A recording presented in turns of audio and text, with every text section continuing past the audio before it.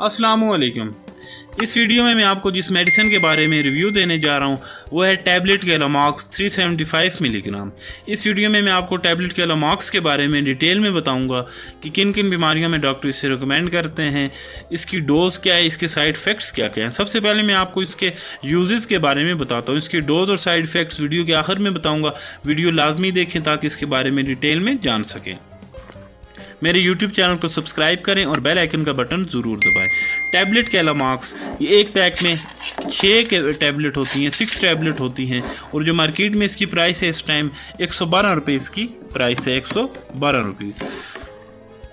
इसका जो फार्मूला है कोमैक्सिक लेव है। 250 मिलीग्राम इसमें एमॉक्सिलिन और 125 मिलीग्राम इसमें क्लेवुलैनिक एसिड इसमें शामिल है। इसके यूजेस के बारे में मैं आपको बताता हूँ कि किन किन बीमारियों में आप इसे इस्तेमाल कर सकते हैं। ये बैक्टीरियल इन्फेक्शन के लिए इस्तेमाल की जाती है। अगर जिस्म के किसी भी हिस्से में बैक्टीरियल इन्फेक्शन है उसमें आप इस्तेमाल कर सकते हैं। रिस्पायरेटरी ट्रैक इन्फेक्शन, अगर कि सांस की नाली में इन्फेक्शन है तो उसमें आप इस्तेमाल कर सकते हैं। अगर आपको खांसी है, ब्रोंकाइटिस है, फेफड़ों का इन्फेक्शन है, उसमें आप इस्तेमाल कर सकते हैं। अगर आपके गले में इन्फेक्शन है, सोर थ्रोट है या टॉन्सिलाइटिस है, टॉन्सिल में इन्फेक्शन है, उसमें इस्तेमाल कर सकते हैं। बैक्टीरियल साइनोसाइटिस है, अगर साइनस में नाक में इन्फेक्शन है, बैक्टीरियल इन्फेक्शन है, उसमें इस्तेमाल कर सकते हैं। ओटाइटिस मीडिया में इस्तेमाल कर सकते हैं। अगर कान के दरमियाने हिस्से में इन्फेक्शन है, आपके कान में दर्द है और साथ में इन्फेक्शन भी होता है, उसमें भी आप टैबलेट केलोमॉक्स इस्तेमाल कर सकते हैं। अगर आपकी बोन में, हड्डी में या जॉइंट्स में इन्फेक्शन है, जोड़ों में, उसमें भी आप ये टैबलेट इस्तेमाल कर सकते हैं। स्किन में, अगर जिल्द में इन्फेक्शन है या सॉफ्ट टिश्यू इन्फेक्शन है तो उसमें भी आप इस्तेमाल कर सकते हैं। अगर आपको कहीं ज़ख़म है, चोट लग गई है और उसमें इन्फेक्शन है, पस पड़ गई है तो उसमें भी आप इस्तेमाल कर सकते हैं। यूटीआई यूरिनरी ट्रैक इन्फेक्शन में, अगर पेशाब की नाली में इन्फेक्शन है उसमें भी आप इस्तेमाल कर सकते हैं। फीमेल जेनिटल इन्फेक्शन है, अगर जिनसी अज़ा में इन्फेक्शन है उसमें भी आप ये टैबलेट इस्तेमाल कर सकते हैं। ये बैक्टीरियल इन्फेक्शन के लिए इस्तेमाल की जाती है।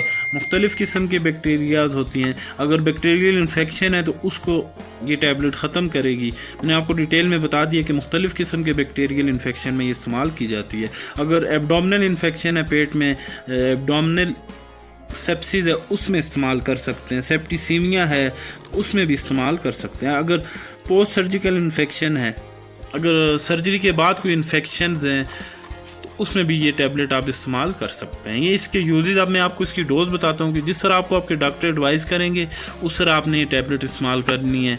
वैसे इसकी जो नॉर्मल डोज है BD है, 1 टैबलेट सुबह और 1 टैबलेट शाम खाने के बाद, और अदरवाइज जिस तरह आपको आपके डॉक्टर एडवाइस करते हैं उसी तरह आप ये टैबलेट इस्तेमाल करें।